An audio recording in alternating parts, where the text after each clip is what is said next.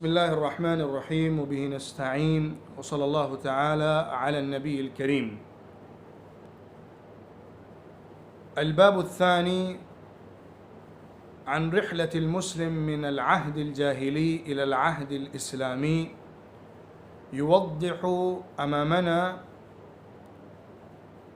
حقيقة هذه الرحلة المعنوية الفكرية والنظرية والعملية للإنسان المسلم من أنجاس وأدناس الجاهلية إلى حضيرة الإسلام النير وإلى رحابة دين الإسلام. فعرفنا وفهمنا أن الإيمان أساس إصلاح المجتمعات، وإن الإيمان هو الذي يدعو به الأنبياء عليهم الصلاة والسلام الأمم كلها إلى تغيير المجتمعات. وكذلك فهمنا أن ركائز الإيمان مختلفة وآثار الإسلام متعددة، ويظهر الإسلام في صور مختلفة على فرد الإنسان، على فرد المجتمع، على الإنسان المسلم. ثم في الفصل الثالث الذي نحن بصدده اليوم نتكلم عن المجتمع الإسلامي، المجتمع المدني الذي بناه النبي صلى الله عليه وسلم وأسس بنيانه ورفع قواعده وأرسى قواعده وشيد لبناته. فمحمد العربي صلى الله عليه وسلم قد أسس المجتمع الإسلامي القائم على أساس الإيمان بالله والرسول واليوم الآخر والإسلام لله ولدينه، يقدم للبشرية طاقة زهر للمجتمع البشري. فالمجتمع الذي بناه النبي صلى الله عليه وسلم في المدينة المنورة يمثل طاقة زهر وباقة ورد وريحانة فواحة. الإنسان يرى ويشاهد في هذا المجتمع سواسية كأسنان المشط بين أبنائها، ويشاهد ويعاين في هذا المجتمع الإنساني الاستقامة في الطريق والمواخاة والمساواة بين أفراد المجتمع، والحب والوئام والمحبة والسلام والأمن والهدوء في الحياة العملية وفي الحياة الاجتماعية، المناصرة، المساعدة، المعاضدة، المعاني الخلقية التي لا بد منها للمجتمع الرشيد السليم توجد كلها في المجتمع المدني الذي بناه النبي صلى الله عليه وسلم. فأصبحت الهيئة البشرية طاقة زهر لا شوك فيها. لقد أصلحت هذه الطاقة من كل جوانبها ومن كل أنحائها. أنا أقول أولا الأمور التي أشار إليها المصنف للكلام عن هذا المجتمع الإسلامي المدني دائر حول الصفات والخصال للمجتمع المدني العامة، الصفات الإيمانية والصفات الخلقية. الصفات الخلقية التي نشاهدها في المجتمع المدني ولا بد منها لبناء المجتمع الصالح الرشيد. لكني أنا أقول قبل هذا إن النبي صلى الله عليه وسلم قد أرسى دعائم المجتمع المدني على بعض الأسس العالية جدا، مثلا مركزية المجتمع بالمسجد النبوي. هذه المركزية كانت حاصلة للمسجد النبوي. ثم في الاجتماع نشاهد عمل المواخاة بين أفراد المجتمع الواحد على أساس الإيمان والأخوة الإسلامية. كما نشاهد ونرى أن المجتمع المدني كان له دستور، وهذا الدستور العام يشمل كل المجتمع من الأكثرية والأقلية، من أصحاب الدين الإسلامي وأصحاب الدين اليهودي. الدستور الذي يجمع كل المجتمع على أساس القانون هو أيضا مهم ومن ركائز هذا المجتمع. ثم المرجعية العليا حصلت لمحمد صلى الله عليه وسلم وللشريعة الإسلامية. المصنف يذكر أولا الجانب للأخوة والمساواة في المجتمع المدني.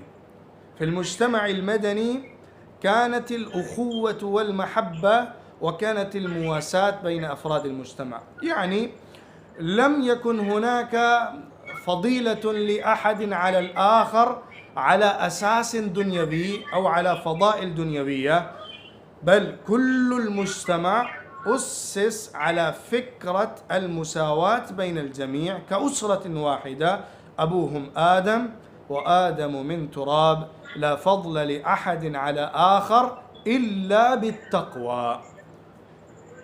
ثم الأمر الثاني الذي يشير المصنف إليه: ليس منا من دعا إلى عصبية.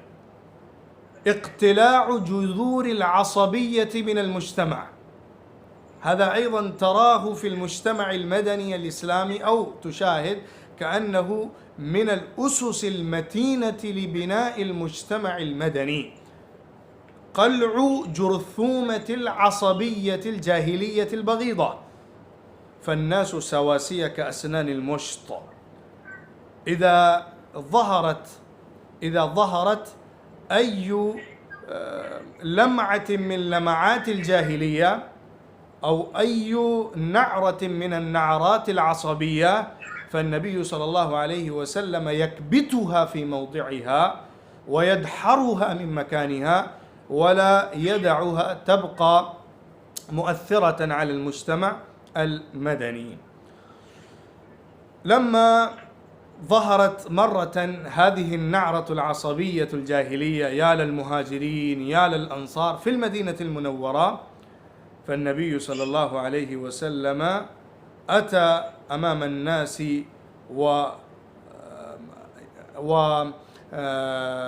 وأنهى وأفنى هذه الجرثومة الطارئة في المجتمع المدني بحكمته الجليلة وفكره العظيم وإصلاحه الشامل. ثم ترى أن هذا الإصلاح كم تحقق في المدينة المنورة، بأن النبي صلى الله عليه وسلم لما قال: انصر أخاك ظالما أو مظلوما، فالذين تربوا على هذه الفلسفة وتربوا على هذه العقلية والنفسية لما سمعوا هذا الكلام من محمد صلى الله عليه وسلم تحيروا وقالوا: ماذا تقول؟ ما معنى هذا؟ كيف ننصر أخانا الظالم؟ إننا فهمنا من الإيمان والإسلام أن القيام مع الحق واجب، والقيام مع الباطل والقيام مع الظلم لا يجوز، سواء كان هذا الظالم أخانا أو قريبنا. فتغيرت نفسية للرجل العربي. ثم الأمر الآخر الذي يشير المصنف: كلكم راع وكلكم مسؤول عن رعيته. يعني في المجتمع المدني ترى وجود الشعور بالمسؤولية، الإحساس والوعي بالمهمة التي تقوم بها المجتمعات، ما موضعي في المجتمع وما مسؤولية الملقاة على كواهلي في المجتمع، وما مهمتي التي لا بد من أن أقوم بها وألعب دورا بارزا في أدائها. كل فرد من أفراد المجتمع يدرك هذا ويشعر بهذا الإحساس.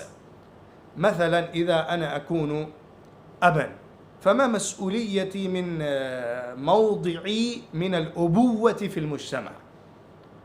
لمنصب الإمامة، فما هي المسؤوليات تتوجه إلي من هذا المنصب؟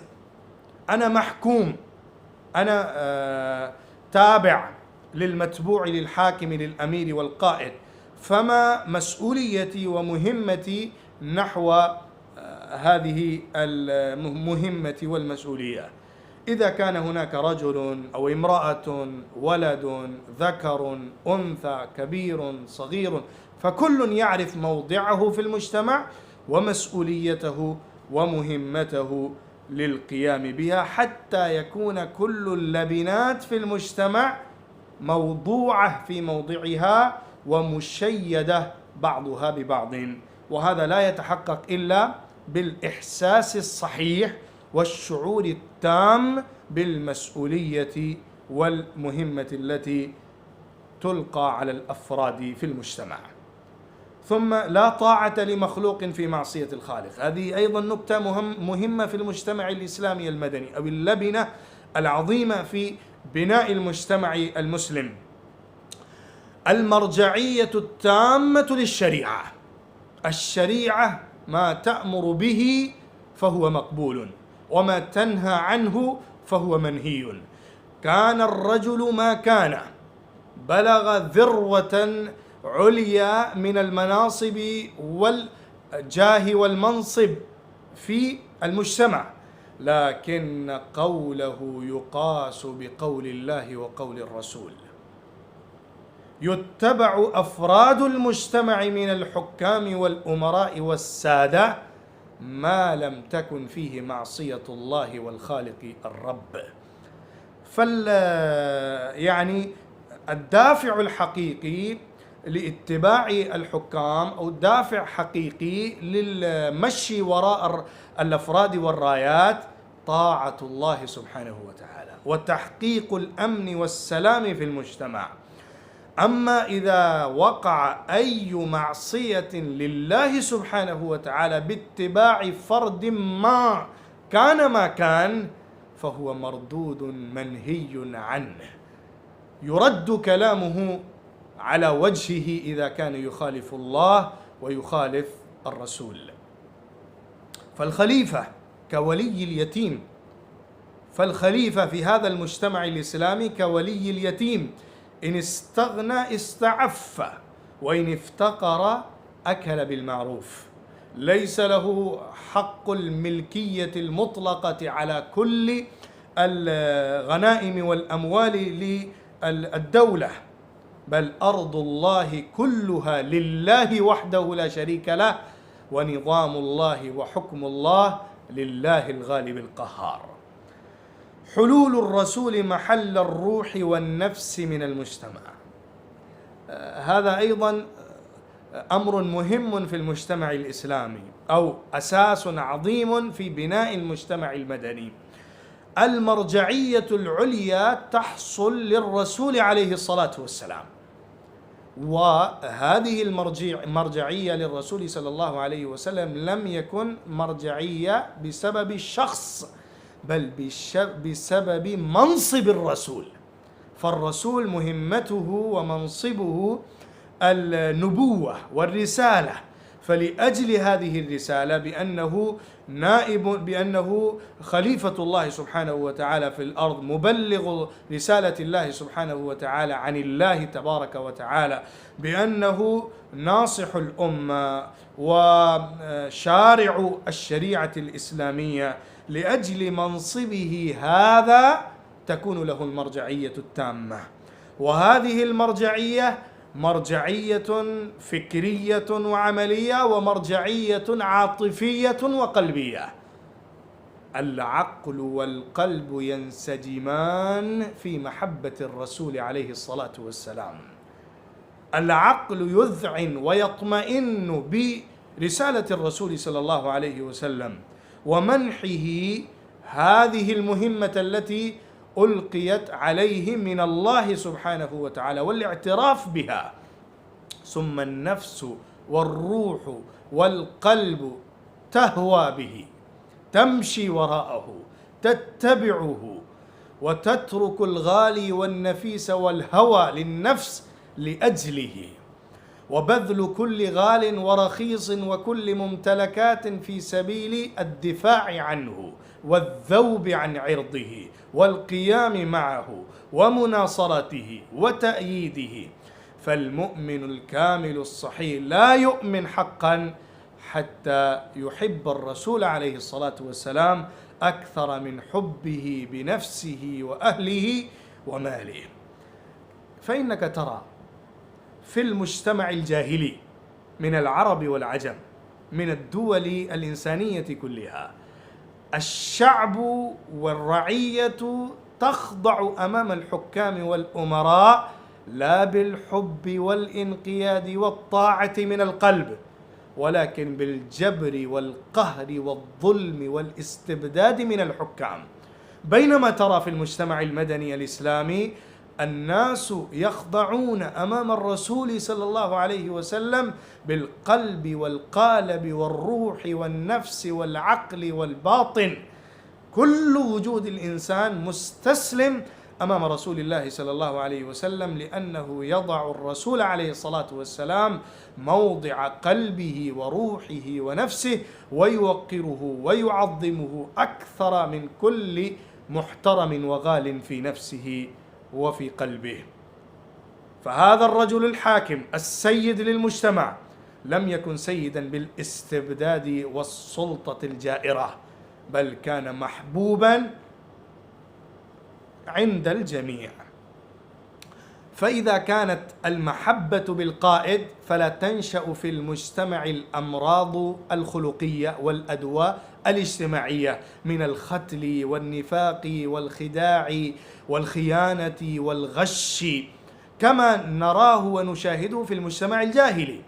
كيف يكون الشعب والرعية مع الحكام؟ يكتمون ما عندهم لكي لا يأخذه الحاكم، يخونون السيد، يخونون الأمير. لماذا؟ لأنهم لا يحبونه، لا يحبون الأمراء. بينما ترى في المجتمع المدني أن الرجل إذا وجد في بيته لقمة من الطعام لا يأتي بها للرسول عليه الصلاة والسلام. لماذا كان ذلك؟ لأجل محبة الرسول صلى الله عليه وسلم. نوادر الحب والتفاني. إذا تكلمنا عن محبة الرسول صلى الله عليه وسلم فلا بد من أن نقدم بعض الأمثلة والنماذج لهذا الحب المثالي الذي لا نظير له في التاريخ الإنساني.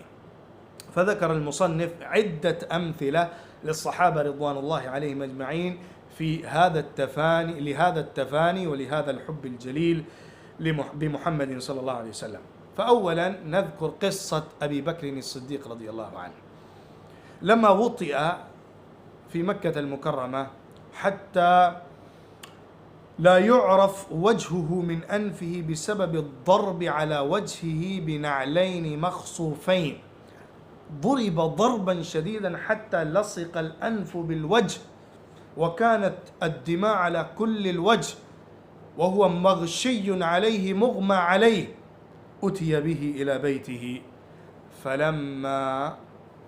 فلما أحس بالإحساس، فلما خرج من هذه الحالة وأدرك بالظاهر، فأول سؤال كان له: ما فعل رسول الله صلى الله عليه وسلم؟ لأنه كان مع النبي صلى الله عليه وسلم أو شاهد النبي صلى الله عليه وسلم، فخشي أن الرسول صلى الله عليه وسلم أيضا أصيب بما أصبت به من البلاء والمحنة، فكان أول سؤاله: ما فعل رسول الله؟ فجاء إليه أهل بيتي أمه، ثم دعي بأم جميل فأتت، وكان سؤاله المتكرر: ما فعل رسول الله صلى الله عليه وسلم؟ فطمئن بأن النبي صلى الله عليه وسلم صحيح سالم في دار أرقم، لكنه لم يطمئن بهذه الطمأنينات من الناس، بل رغب أن يرى ويعاين وجه النبي صلى الله عليه وسلم للإطمئنان القلبي، فأتي به في هذه الحالة الضعيفة إلى النبي صلى الله عليه وسلم فاطمأن لما رآه صلى الله عليه وسلم. انظر إلى امرأة أنصارية لما استشهد أخوها أبوها زوجها في يوم أحد. تخيل يعني فهو قد تصور هذه الوقائع. امرأة أبوها أخوها زوجها كلهم استشهدوا في معركة أحد، أخبرت بهذا الخبر المفجع، بهذا الخبر المؤلم، لكنها تقول: كيف رسول الله صلى الله عليه وسلم؟ ما فعل رسول الله صلى الله عليه وسلم؟ قالوا: خيرا، النبي عليه الصلاة والسلام صحيح سالم وهو بحمد الله كما تحبين. لكنها لم تطمئن حتى ترى الرسول عليه الصلاة والسلام، فقالت كلمة تكتب بمداد الذهب في تاريخ الإنسان، في تاريخ البشر: كل مصيبة بعدك جلل. يا رسول الله، إذا رأيتك صحيحا سالما فمصيبة لحقت بي بنعي الأب والأخ والزوج حقير صغير قليل لأنك صحيح سالم. خبيب رضي الله عنه لما يشنق ويقام على سرير الصلب فإنه يسأل: يا خبيب، كيف بك إذا كنت في بيتك سالما ومحمد مكانك؟ هل ترضى بهذا؟ فقال كلمة تعبر عن مدى حب الصحابة بالرسول عليه الصلاة والسلام والفداء والفناء له، فقال: ما أحب أن يفديني بشوكة يشاكها في قدمي. يعني أنا أكون حيا والنبي صلى الله عليه وسلم يصاب بالشوكة واحدة، أنا لا أرضى بهذا، فكيف تقولون إنه يكون مكاني وأنا في بيتي سالم؟ هذا هو سعد بن الربيع رضي الله تعالى عنه. في يوم أحد لما يستشهد والنبي صلى الله عليه وسلم يرسل زيد بن ثابت رضي الله عنه إليه للبحث عنه، فإنه أتى إليه فرآه بأن عليه 70 ضربة من طعنة رمح وضربة سيف ورمية بسهم، فقال له: إن النبي صلى الله عليه وسلم يقرأ عليك السلام ويقول لك: أخبرني كيف تجدك؟ هذا الرجل الذي ليس بينه وبين الموت إلا دقائق معدودة، فإنه يقول: قل لرسول الله صلى الله عليه وسلم: يا رسول الله، إني أجد ريح الجنة. وقل لقومي الأنصار كيف حبه في هذه الحالة بالرسول وهو على وشك الموت، وماذا يقول لقومه بمحبة الرسول: لا عذر لكم عند الله إن خلص إلى رسول الله وفيكم عين تطرف. يا قومي، عليكم حماية الرسول صلى الله عليه وسلم من كل الجوانب، لا عذر لكم عند الله إذا أصيب الرسول عليه الصلاة والسلام بأي مصيبة وأنتم أحياء. وفاضت نفسه في هذا الوقت ومات. كلمة أخيرة ماذا كانت؟ ثم انظر إلى أبو دجانة رضي الله عنه كيف ترس بجسمه للرسول عليه الصلاة والسلام. أتى أمام النبي صلى الله عليه وسلم وكان يأخذ الرماح على يديه حتى شلت، على منكبيه حتى ضعفت، على صدره حتى خر على الأرض. ثم إذا أصيب النبي صلى الله عليه وسلم ببعض المصيبة في يوم أحد من الخر ومن الإلقاء على الأرض، فيقوم مالك الخدري رضي الله عنه ويمص جرح النبي صلى الله عليه وسلم، فيقول له الرسول عليه الصلاة والسلام: مجه، ألقي هذا الدم من فمك، لكنه يقول: يا رسول الله، ما أمجه أبدا، هذا الجرح الذي أنا أخذته منك فأنا أريد أن أجعله عضوا من جسدي. قصة غريبة جدا عجيبة في تاريخ. أبو سفيان لما قدم المدينة وهو لم يسلم قبل فتح مكة، لما أتى إلى ابنته أم حبيبة رضي الله عنها زوج النبي صلى الله عليه وسلم. فدخل البيت وأراد أن يجلس على الفراش في البيت لأم حبيبة، لكن هذا الفراش كان للرسول عليه الصلاة والسلام. فقالت هذه البنت لأبيها أبي سفيان لا تجلس عليه، فإنها أخذت وطوت هذا الفراش ولم تجعل أباها أن يجلس على هذا الفراش. فقال أبو سفيان لابنته يا بنية ما أدري أرغبت بي عن هذا الفراش أم رغبت به عني، يعني لعلك ترين أن هذا الفراش غير لائق بي لذلك طويته، أو ظننت أني غير لائق لهذا الفراش لأجل ذلك أنت طويته.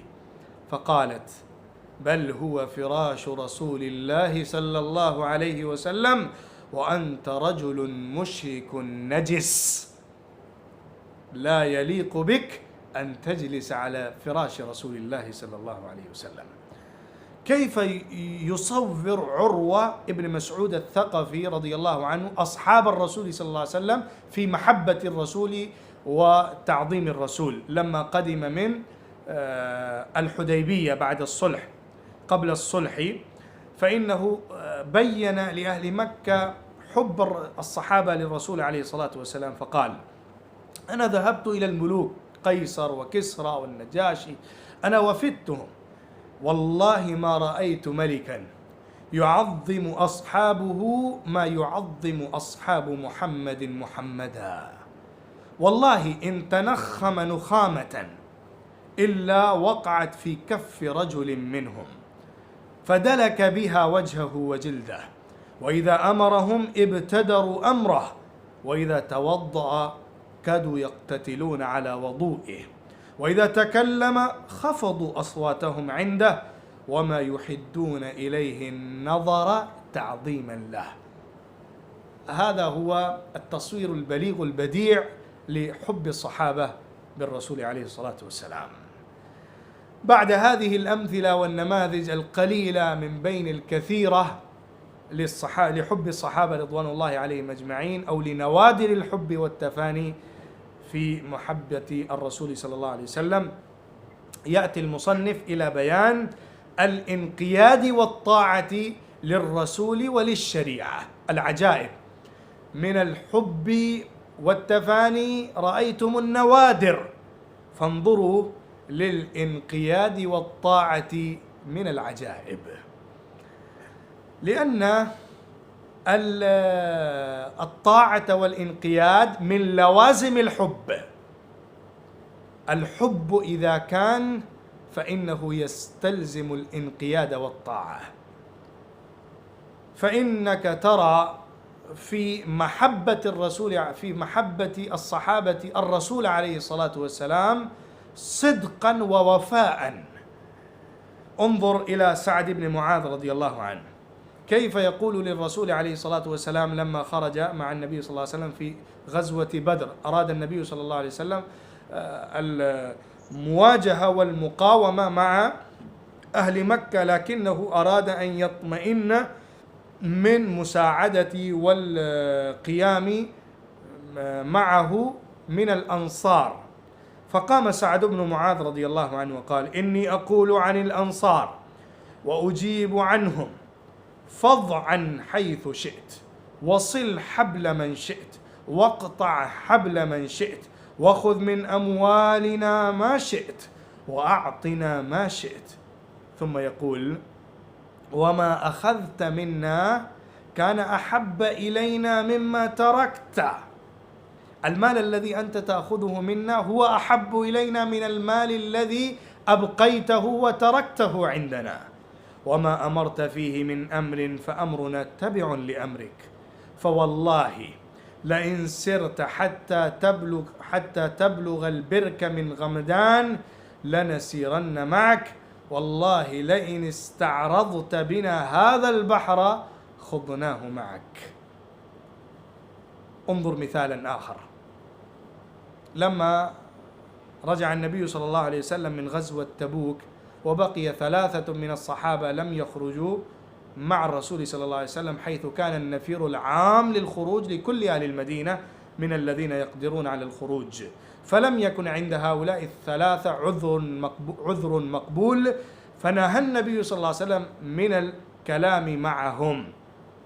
فانظروا الطاعة والانقياد من الطرفين، كل الصحابة هجروا هؤلاء ال3 ولم يتكلموا معهم أي كلام، حتى القريب والأنيس والصديق الحميم لا يكاد يتكلم كلمة واحدة مع هؤلاء ال3، لأن النبي صلى الله عليه وسلم نهى. وانظروا إلى الطرف الآخر، إلى هؤلاء ال3، إنهم قبلوا هذا الأمر من الرسول صلى الله عليه وسلم برحابة الصدر، بل بالانقياد والطاعة التامة. فإنه لما أتى الأمر من الرسول صلى الله عليه وسلم بالانعزال عن النساء، الامرأة التي تكون عند الرجل أمر هذا الرجل بأن يعتزل عنها، فجاء هذا الحكم من الرسول صلى الله عليه وسلم إلى هؤلاء ال3، كان منهم كعب بن مالك رضي الله عنه، فيقول: لما أتى الأمر إليه يقول الرسول عليه الصلاة والسلام أن تعتزل عن امرأتك، فماذا كان جوابه؟ هذا الرجل الذي يقضي هذه الأيام العسيرة جدا عليه، فإنه يقول: ما حكم الرسول؟ هل أعتزل عنها، يعني أبتعد عنها، أو أطلقها؟ إذا كان النبي صلى الله عليه وسلم يطلب مني أن أطلق زوجي فأنا أطلق. فقيل له: لا، بل اعتزل. فإنه أرسل امرأته إلى بيتها وبقي معتزلا عنها. فقضوا هؤلاء ال3 50 يوما على هذه الحالة. وفي هذا الوقت جاءت رسالة إلى كعب بن مالك رضي الله عنه من ملك غسان، الملك الغساني الشامي، فإنه يذكر فيه يعني حبه بهذا الرجل ويفخم شأن كعب بن مالك: أنت كذا وكذا، وهذا الجفاء بك من الحاكم والأمير لمملكتك غير مقبول، هذا ظلم عليك وجور عليك.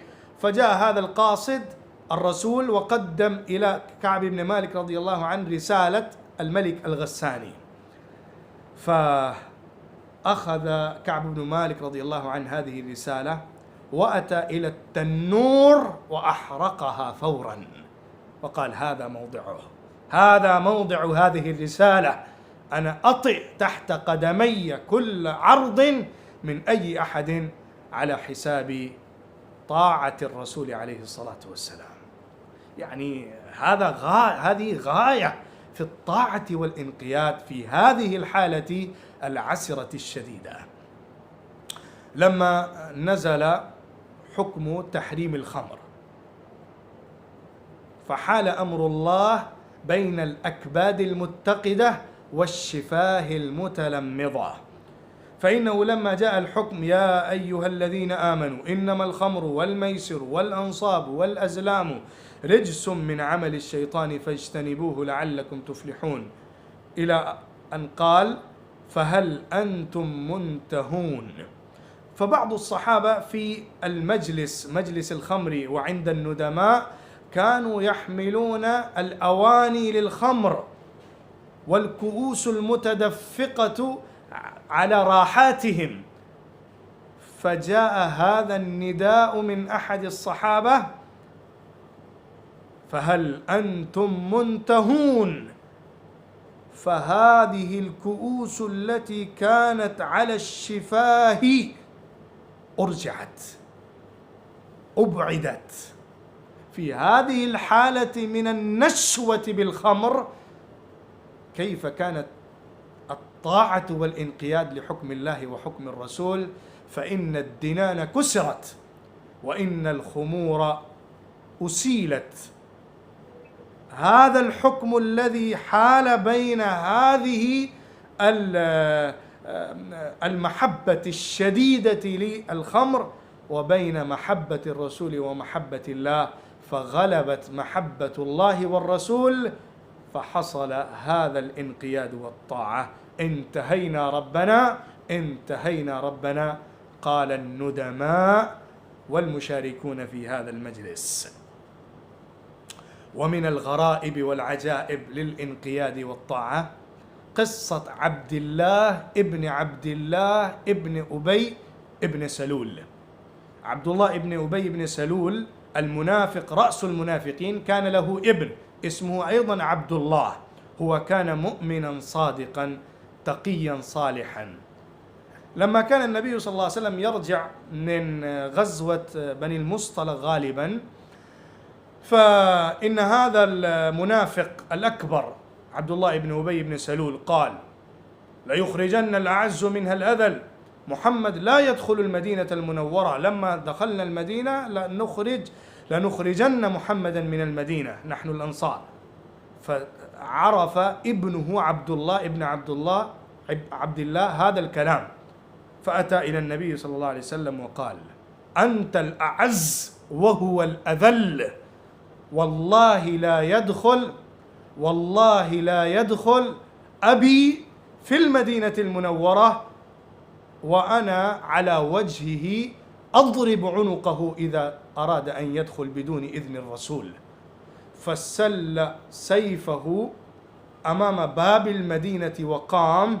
ولما أراد أبوه عبد الله بن أبي بن سلول أن يدخل المدينة المنورة فقام أمامه وقال: لا تدخل يا أذل إلا أن يأذن لك الأعز. فقال عبد الله بن أبي الأب: ابني يمنعني من الدخول في بيتي وأهلي. فقام صامدا وقال: لا تستطيع أن تدخل.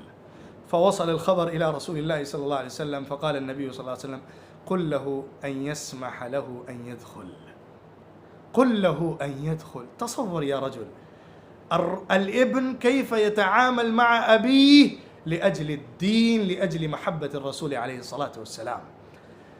فيقول النبي صلى الله عليه وسلم: دعه يدخل. فإذا قال عبد الله بن أبي بن سلول: الآن تدخل وأنت أذل، أذن لك رسول الله صلى الله عليه وسلم فتدخل، لا يأويك ظله ولا تأويه أبدا إلا بإذن الله ورسوله. فبعد إذن الرسول صلى الله عليه وسلم هو أذن له وقال: نعم الآن تدخل. هذه هي النماذج الغريبة العجيبة من الانقياد والطاعة للرسول عليه الصلاة والسلام. فهذه بعض الأمثلة الرائعة الجميلة العظيمة المؤثرة من المحبة ومن الطاعة للرسول عليه الصلاة والسلام. الآن نتكلم قليلا عن الفصل الرابع الأخير لهذا الباب. وفي هذا الفصل المعنون بكيف حول الرسول عليه الصلاة والسلام خامات الجاهلية إلى عجائب الإنسانية، يسلط المصنف الضوء على الحنكة للرسول والحكمة للرسول عليه الصلاة والسلام لاستخدام قوى بشرية ولاستعمال طاقات إنسانية فردية في مواضعها. الأفراد في المجتمع الجاهلي كانت بمثابة أكداس من مواد خام، وكانت مثل أكوام من طاقات مهملة، فأخذها النبي صلى الله عليه وسلم ونقاها وصفاها وصقلها وحسنها وزكاها ونقشها، ثم استخدمها في مواضعها اللائقة بها. انظر إلى عمر بن الخطاب رضي الله عنه، الرجل الذي كان يرعى غنم أبيه فينهره ويزجره ويوبخه، بدأ يسود الإمارة الإسلامية ليست للدولة العربية أو لجزيرة العرب فقط، بل تصل حكومته إلى فارس وإلى روم. رجل يرعى الغنم لأبيه فينهر، بدأ يسود العالم بكل عزة وعظمة. النبي صلى الله عليه وسلم عرف عصامية هذا الشخص فدعا له فأسلم، ثم استعمله في موضعه موافقا ووفقا لصلاحياته فكان ما كان. هذا هو خالد بن الوليد رضي الله عنه الذي يستعمل في الحروب القبلية الصغيرة، تستعمل ضد القبائل الأخرى، حتى صار سيف الله المسلول يستعمل لفتح الروم ولفتح فارس. هذا هو أبو عبيدة بن الجراح رضي الله عنه، لم يكن له ذكر كثير إلا بالصلاح والأمانة والرفق. بدأ يطرد هرقل ويغلب على الدولة الرومية الإمبراطورية الرومية القيصرية العظيمة الكبيرة. كيف حصل هذا وكيف تحقق كل ذلك؟ لم يكن إلا بسبب استخدام النبي عليه الصلاة والسلام هذه الطاقات الضائعة والمواهب المهملة للأفراد من البشرية، ووضعها في موضعها واستخدامها بطاقاتها حتى حصل هذه الفائدة وهذه النتيجة. عمرو بن العاص رضي الله عنه يعد رجلا من عقلاء قريش، لكن عقليته كانت تدور حول بعض السياسات القبلية البسيطة. بدأ يفتح مصر ويرفع راية الإسلام في هذه الدولة الجديدة، وينشئ دولة جديدة عظيمة فله صولة عظيمة فيها. انظر إلى سعد بن أبي وقاص رضي الله عنه، ليس له ذكر في التاريخ قبل الإسلام. يفتح المدائن، فمفاتيح المدائن تأتي إليه، وينيط باسمه فتح العراق وإيران. هذا هو سلمان الفارسي رضي الله تعالى عنه، خرج من بيته وهو ابن موبذان، خرج من بيته إلى كنيسة إلى كنيسة إلى مكان حتى وصل إلى المدينة المنورة، فإنه يصبح حاكم عاصمة الإمبراطورية الفارسية. الرجل الذي كان ابن فلاح، ابن رجل بسيط، خرج من بيته باحثا عن الحق، يعود إلى بلده حاكم الدولة. لكن الأغرب من ذلك أن هذه الحكومة والإمارة لم تغير من سلوكه وحياته شيئا، فإنه يسكن في كوخ ويحمل على رأسه الأثقال، وهو حاكم العاصمة للدولة الفارسية العظيمة. انظر إلى بلال الحبشي رضي الله عنه الذي يقوله عمر بن الخطاب رضي الله عنه بأنه السيد. هذا هو سالم مولى أبي حذيفة رضي الله عنه، مولى كان عبدا ثم حرر. يقول فيه عمر بن الخطاب رضي الله عنه: لو كان سالم حيا لاستخلفته لجعلته خليفة المسلمين. هذا زيد بن حارثة رضي الله عنه، الرجل الذي كان عبدا للرسول عليه الصلاة والسلام، يقود جيش المسلمين إلى موتى، هو يكون قائد الجيش. ثم ابنه أسامة بن زيد يؤمره الرسول عليه الصلاة والسلام على جيش فيه أبو بكر وعمر وعثمان.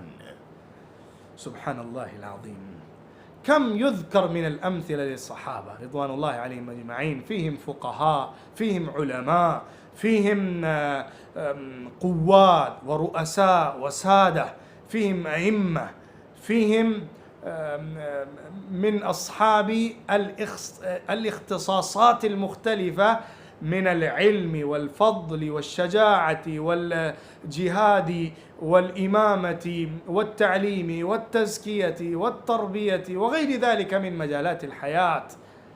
النبي صلى الله عليه وسلم عرفهم وعرف صلاحياتهم ثم استعملهم في مواضعهم. علي بن أبي طالب، عائشة، عبد الله بن مسعود، زيد بن ثابت، عبد الله بن عباس، عبد الله بن مسعود رضوان الله عليهم أجمعين، العبادلة، قد أصبحوا في أحضان النبي الأمي صلى الله عليه وسلم، فأصبحوا علماء أحبار يرجع الفضل إليهم في نشر العلم للنبي عليه الصلاة والسلام. إذا تكلموا فينصت الزمان، فإذا خطبوا يسجل قلم التاريخ. بفضل هذه التربية العظيمة ونتيجة لهذا الاختيار العظيم وهذا الاكتناز الجليل من النبي صلى الله عليه وسلم لهذه الأفراد البشرية، لقد تكونت كتلة بشرية متزنة. هذه الكتلة، الجماعة للبشرية، كانت جماعة لا أحسن منها ولا أفضل منها. هذه الكتلة البشرية لا يتصور أعلى وأفضل وأحسن وأجمل وأكمل وأتم منها في الأخلاق والاجتماع والفضائل والمكارم والمحاسن الاجتماعية والخلقية والحكومية، كأنها حلقة مفرغة لا يعرف طرفها. هذه الحلقة التي تمثل الجماعة الإسلامية لا ترى أي اعوجاج أو زيغ أو انحراف فيها، فإنه كالمطر لا يدرى أوله خير أم آخره. فأسست الحكومة ووضعت المدنية وأرسيت دعائم المجتمع وشيد صرح الاجتماع الصحيح السالم. فكل الجوانب للحياة الاجتماعية البشرية كانت تامة مكملة مكتملة من كل المناحي ومن كل النواحي. ترى في هذا المجتمع الأمير العادل والخازن الأمين والقاضي المقسط والقائد العابد والوالي المتورع والجندي المتقي. كل رجل كان في أي مجال من مجالات الحياة كان أمينا صادقا وفيا لائقا ملائما بهذا الموضع ومؤديا بكل الحقوق لهذا المكان. فإنهم كانوا إذا وسدت الحكومة إليهم فيرجحون جانب الهداية على جانب الجباية. فظهرت نتيجة لهذا المدنية الصالحة الإسلامية التامة بمظهرها الصحيح. فإن النبي صلى الله عليه وسلم في الحقيقة وضع المفتاح على قفل الطبيعة البشرية ففتحها، فظهرت المواهب والكفاءات والقدرات والصلاحيات، وبرزت على مسرح التاريخ هذه الكتلة البشرية وهذه الجماعة الإسلامية الرشيدة الصالحة التي هي غرة في جبين التاريخ. هذه هي الخلاصة للعصر الإسلامي، بل للعصر النبوي وللعهد النبوي، من جانب حكمة وتربية النبي صلى الله عليه وسلم وإنشاء المجتمع وتكوين الأفراد والشخصيات والدعائم والركائز والأركان والأسس للمجتمع المدني الصحيح الشامل العظيم. بارك الله فيكم وجزاكم الله خيرا.